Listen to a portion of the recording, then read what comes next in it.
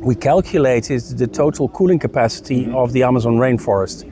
And through this atmospheric hydrocycle, through evapotranspiration, cloud forming, rain forming, and this export of heat out into space.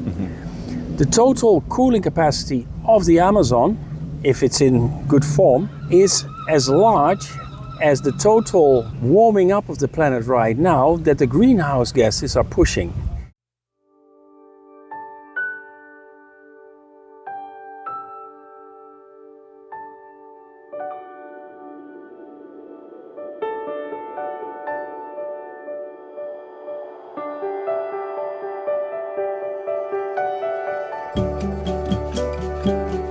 Hello, and welcome to the Climate Emergency Forum, where I'm really happy to say that we're here on site at Exeter University in Exeter in the UK for what is one of the most important conferences that many of us think could ever occur and is ever occurring, and that's the Global Climate Tipping Points Conference, where hundreds of people from all over the world, scientists and policy experts, people of every walk and background are here to look at what are the risks of irreversible tipping points from basically putting us into a new climate state that will be very difficult to ever come out of. Areas such as the loss of the Amazon, the North Atlantic currents, the Sahel Desert in Africa, and many others.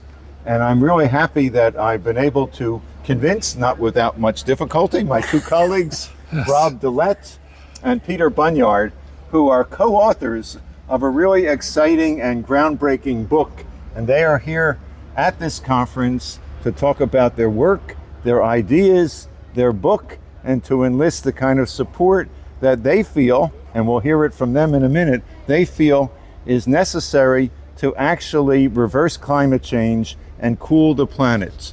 They've got some very interesting ideas. I think it's fair to say that they're controversial in certain respects. They've got a lot of convincing to do, but they're, at least to me, Herb Simmons, the author of A Climate Vocabulary of the Future, they're very convincing, they're very exciting, and they need the kind of wider audience that the book is getting right here at this conference. So what we're going to do is basically talk a little bit about who these two gentlemen are to my left and the right, what their ideas are, and what the kind of message they want to leave with you, the viewer of the Climate Emergency Forum. So first, I'm delighted to introduce Rob Laet. Rob, I've known online for a couple of years, but have just now touched him in person pretty much for the first time the last 24 hours. So let's start with you, Rob. Tell us a little bit about yourself, how you got to this position of writing a book and being an advocate for cooling the climate through ecosystem restoration and similar means. And we'll go from there. All right. Well, thank you very much, Herb, for giving us this chance, and great to meet you now for the first time for real. So my name is Rob Laet. I call myself now a climate strategist. But that basically came from the knowledge of that we had to do something drastic about climate change, because if we don't do it, the results will be absolutely catastrophic. In 2010, I bought a large area in the rainforest in Brazil to reforest. It was destroyed there. And I was amazed at how fast that system recovered if you just gave it a little bit of help. And that also changed the microclimate and all kinds of other things locally. Then I started to look around for people who have been working on that, and I came across the work of Peter Bunyard, who has been doing this actually for decades. And I was very impressed with his work. So I looked him up, I found him out, and we connected, and I read through some of his material, and he actually had a syllabus in Spanish that he used in 2009 or so in Colombia to teach his studies. And I said, Peter, this is wonderful stuff. Now we have to get this into the form of an English book, which then became the book Cooling the Climate. And I think Peter should take it from here. So 15 years basically, or longer, that you've been working on this, and when you first connected with Peter back in what, 2009 or so? No, 19. I think. 2019, okay. So it's still 6 or so years or so. that you've been working on the book and this collaboration that you've had together. Well, Peter, I haven't met you before the last day or so. I'm so delighted to have the opportunity to sit next to you here in Exeter and to speak with you. So first, Peter, just tell us a little bit about your background and what sort of brought you to this point, and then from there we'll get into your collaboration with Rob on the book. Yes, well, I studied at Cambridge in this country, and I read natural sciences, and then from there I went to Harvard, and I worked on insect physiology. Actually, this is going back to the early 1960s. I worked on messenger RNA and so on. And then I decided actually to abandon being a scientist, and I came back to Britain. And in the late 60s, there was an extraordinary article in the Sunday Times about the ethnocide taking place in Brazil, where the government was actually dropping measles-infected blankets onto indigenous areas and wiping out entire communities. As a result of that, we started a magazine in this country called The Ecologist. I can mention that just shortly after The Limits of Growth, we produced what was called The Blueprint for Survival. And we were already beginning to understand, what was happening to the biosphere. And then we connected some years later with James Lovelock and took on board the idea that the climate is actually an offshoot of the interactions of all living creatures. In other words, the climate was an artifact of that. And then, of course, started the concerns about climate change, global warming. And in 1974, I wrote an article in The Ecologist magazine, which was Brazil, the Way to Dusty Death, in which I foresaw something of what would happen if we lost the Amazon. Anyhow, so that way of thinking has been with me for all this time. And in 2007, Anastasia Makarieva and Viktor Gorshkov came up with what they call the biotic pump theory. And it was immediately dismissed by climatologists as nonsense. And it irked me. And I then afterwards was in Colombia, and I thought, how could one experiment to show that the physics of the biotic pump is a reality? And I thought up a way to do that, and I built a structure in Cornwall at my home, where I chilled a portion of the air in an enclosed structure to see whether there would be airflow as a consequence. And actually, I proved that the physics underpinning the biotic pump was a reality, and that one had to take that into account in climate models. Now, no climate models had the biotic pump, and therefore they were underestimating the consequences of deforestation. Let me stop you there, if I could, because there's such a rich background that you have. Your work in helping to start the Ecologist, a magazine I've read off and on for years, so I didn't know that until right now. That's very exciting to be sitting next to someone who's done that. And also, that emerged from what you saw happening in Brazil and other factors, and looking at this paper on the biotic pump, and that's kind of inspired you to begin the journey. It sounds like that you and Rob have been on pretty much ever since. Yes. So let me turn it back to Rob, and then and back and forth between the two of you.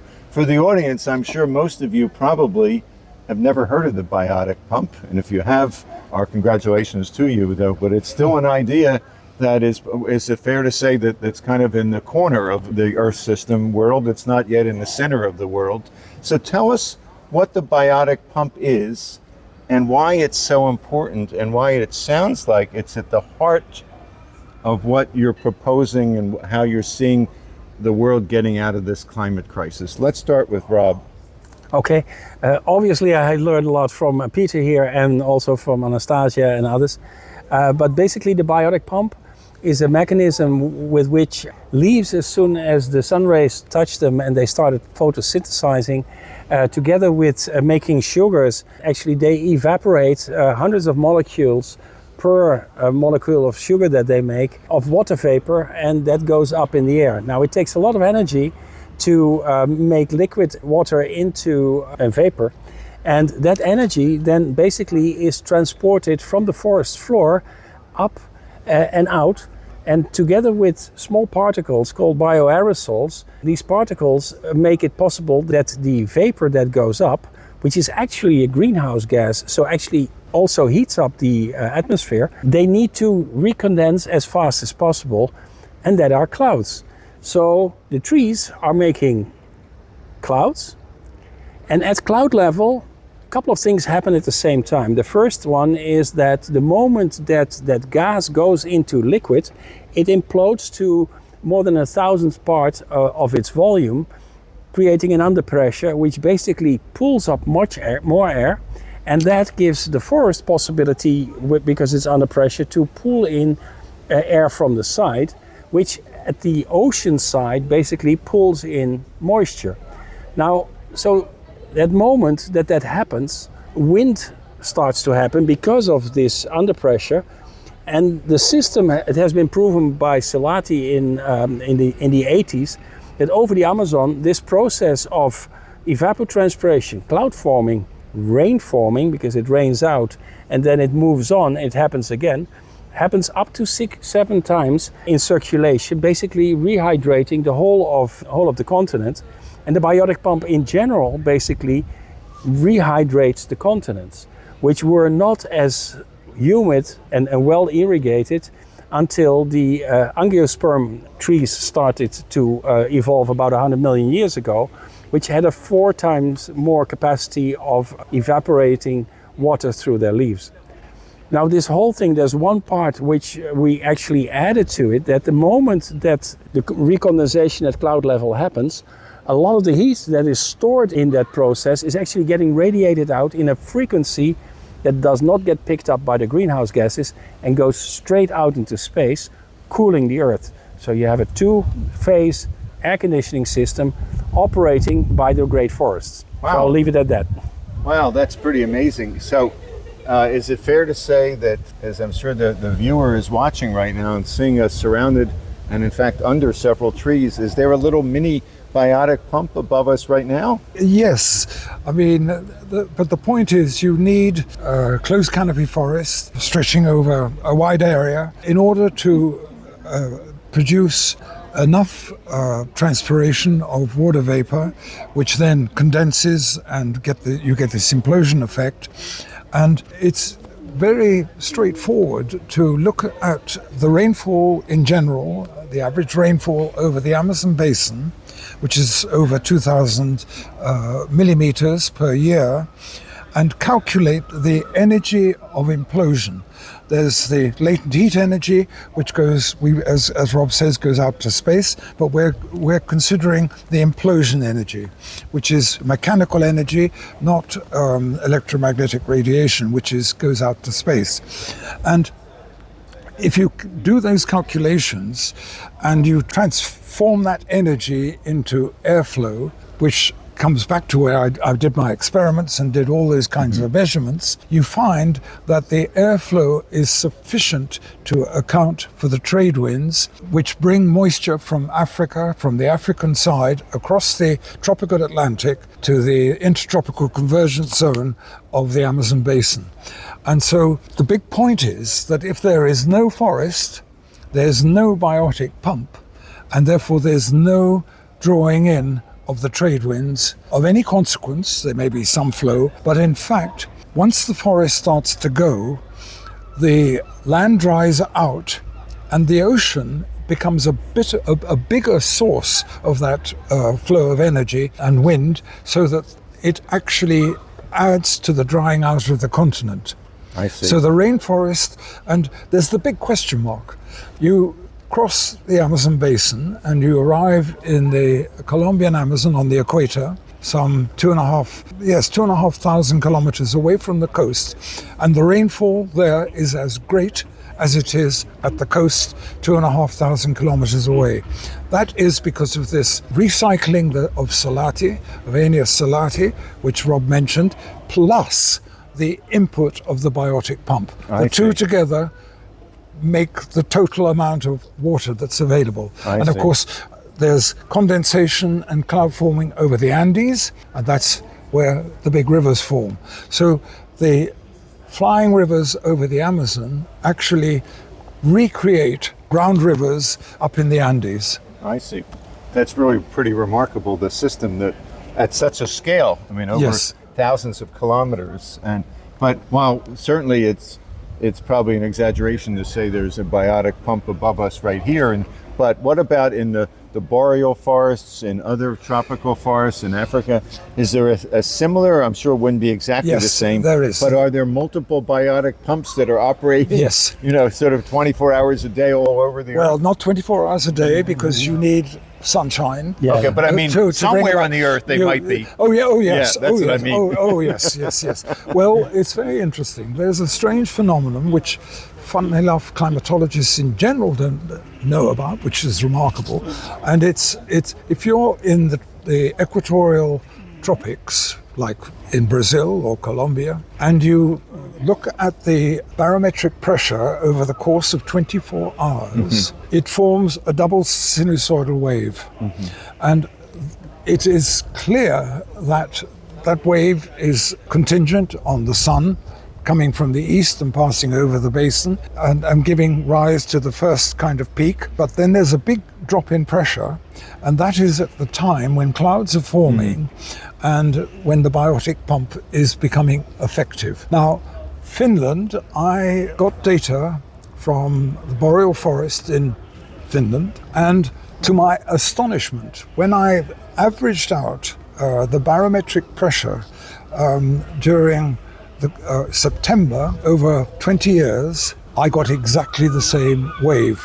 And September, what's remarkable about September in Finland is that it's 12 hours daylight, like you get over In the Amazon. Amazon. I see. And so the very fact of it being the same, following the same kind of curve, indicates that a biotic pump is operating during the summer months in Finland. In Finland. And if it's operating in the Amazon in Finland, why wouldn't it be operating in other places as well? It Yeah, sounds it like is. this is an inherent, if not an inherent aspect of nature, but if certain characteristics are there together, the scale of the trees Yes. and the winds and the ocean and so forth. Well, Yes. what I want to do now is I know there's much more we could explore on this science and the way this works, but for our viewers who are here and they say, well, so what? What is, when I introduced them, I basically said they have a plan to cool the climate. And then they're saying, well, now all they're talking about is the biotic pump. What does that have to do with cooling the climate? So what I'm going to do, and by the way, for those of you who are watching and used to seeing me introduce these programs, this is the first time I've had a glass of wine. It's because we're here at this conference and we left the reception because it was getting a little bit too hot. So that's why. I'm sure you'll forgive me for that. So I want to turn to Rob, and if you could, in a couple of minutes, I know you've written a whole book about this. There are lots of dimensions to your plan to cool the planet, but give us the handful of the basic ideas in this document that you produced in this book. What are the key 3 or 4 things that you're recommending and actually working on to literally cool the climate, cool the planet through this large-scale ecosystem restoration, if that's the right term for it? So Yep. let me start with you, Rob. Tell us. Well, in a paper that Peter wrote with some other authors and me, I think 2 years back, we calculated the total cooling capacity of the Amazon rainforest. And through this atmospheric hydrocycle, through evapotranspiration, cloud forming, rain forming, and this export of heat out into space. The total cooling capacity of the Amazon, if it's in good form, is as large as the total warming up of the planet right now that the greenhouse gases are pushing. In other words, because of the Amazon rainforest, we're not having complete disaster yet. If you take it away, there would be another 2.5 degrees of centigrade of warming of global temperatures. If you reverse that, we calculated that an area of about 2.5 million square kilometers, which is sizable, If you would put that back in terms of forest or agroforestry in the tropical zone, then the increase in evapotranspiration, cloud forming, rain forming, and export of heat out into space would result in a 1 degree cooling of global temperatures. Wow.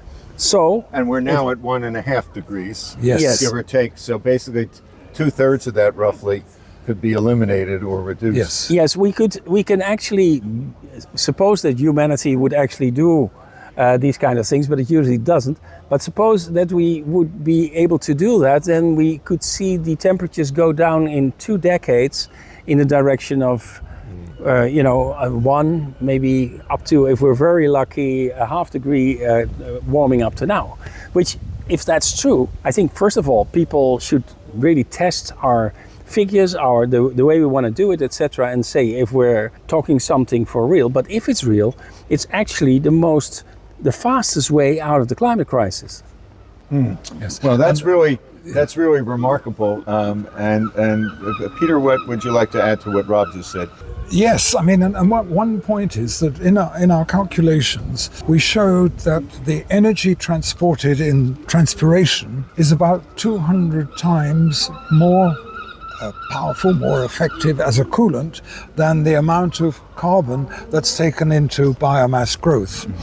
So biomass growth is a good thing because it's taking carbon dioxide out of the atmosphere. But in fact, the most important part of it is that when you regenerate the forest, you regenerate the most powerful cooling mechanism of the two. So surely we need to continue to focus our efforts to reach so-called zero emissions of carbon. But Rob has pointed out, if we could bring about the restoration and recovery of the rainforest plus agroforestry over the deforested post-World War II deforestation that's taken place in not only the Amazon, but in Africa and in Indonesia, we could effectively cool the planet, certainly by 1 degree in 20 degrees, in 20 years, I beg your pardon. And, I had another thought, but it's Well, kind of evaporated. We'll come back to that for now. But so, as I understand it, you're also proposing as a means of helping to finance this restoration that's, huge scale. I mean, it's not a small project. It's not a small project. Obviously, we're talking about, affecting the whole Amazon and the whole Earth, essentially. You're proposing, I understand it, a small financial tax that would be part of the way to bring this about, because there are lots of good ideas out there, and then the question is, how do you make them happen, particularly when you have to do something so rapidly and at such large scale? Yeah, well, there's many ways of how you could finance this. I think it's more important that people at government level, etc., are aware of this. So this is really exciting. A couple last questions.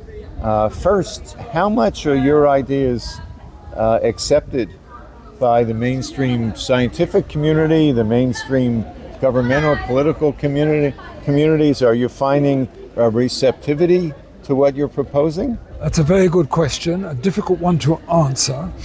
I would say that the idea of the biotic pump is gradually gaining currency, gaining momentum, and more people are convinced that it has to be taken into account.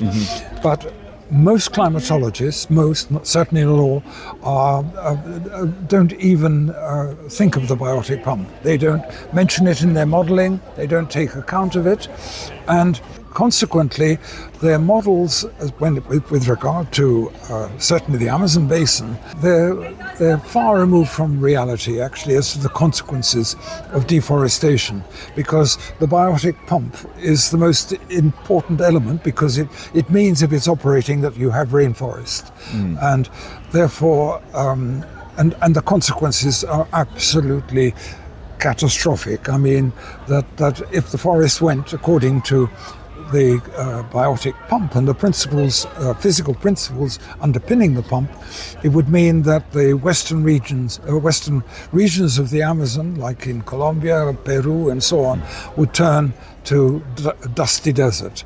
I mean, as you know, in the United States, there are teleconnections from the Amazon, which go to the Midwest, provide rainfall in May, which is the growing season of the of the world, really, in the Midwest of the United States. Another branch of teleconnection goes to South Africa. It arrives 6 months later after the Amazon rains. 6 months later there. We know that the southern part of South America depends enormously on the flying rivers that deviate because of the Andes and go sort of southeastwards. And of course that's part of the branch which goes to South Africa. So the consequences of the biotic pump are not properly accepted by the great majority of climatologists, with rare exception. So you have your work cut out for you, the two of you and your colleagues and your followers and whatever. So to wrap up, Rob, what would something like this cost to actually cool the planet by a sufficient amount to minimize or counteract most of what we've experienced from the climate crisis so far? Yeah, let me start with the Amazon. So the Amazon is moving into the tipping point, and we have calculated that you roughly need $2 billion a month minimum to reverse that, and that money would go to people on the ground restoring the forest or protecting it. So $2 billion a month seems like a lot of money, but it's something the size of the contiguous United States, and actually it's in terms of how it would protect food production in the Americas, in Brazil, and even in Southern Africa. That of course would be it would be extremely cheap to do that, and it would cool. I'm not even talking the cooling part. The cooling, as I told, about 2.5 million square kilometers around the world. We think, I've made an estimate, we think it's roughly $1 billion per day for a couple of years, which comes down to 365 billion a year, which is roughly 0.4 of global GDP, or 12 cents per person per day, to get us out of the climate crisis. Well, that seems like a lot. 12 whole cents a day to save the planet. Do you think it's worth it? We'll find out, I guess. Well, I want to really thank the two of you. We've been at Climate Emergency Forum. We've had a number of guests recently who've come up with the biggest of big ideas, and you fit right into that there. In fact, I want to also thank Brew Pierce, who is actually recording this today. And we had just had Brew on as a guest. And the day we're recording this is just a couple days after video that we did with Brew appeared on the Climate Emergency Forum. So thank you, Brew, for recording this. Thank you for your big ideas. And what we want to ask the viewers is learn more about this. We will put a link to their book in the chat and in the information below our video today. And we'll give you contact information so you can contact these two remarkably dedicated and innovative gentlemen who have, as you've heard, basically been working single-handedly for over a decade now to bring to the eyes and the ears of the public the fact that there is a way that is likely to be able to significantly reduce, minimize, and even stop climate change and restore a safe and healthy planet. And that's why we're here in Exeter to talk with our 200 or so or 300 colleagues about the different ideas we have today. So again, I thank you. If you like this program, please like it on YouTube. Please subscribe to our channel. Please go to our website, climateemergencyforum.org. And again, I thank you, and we look forward to seeing you next week. Bye-bye.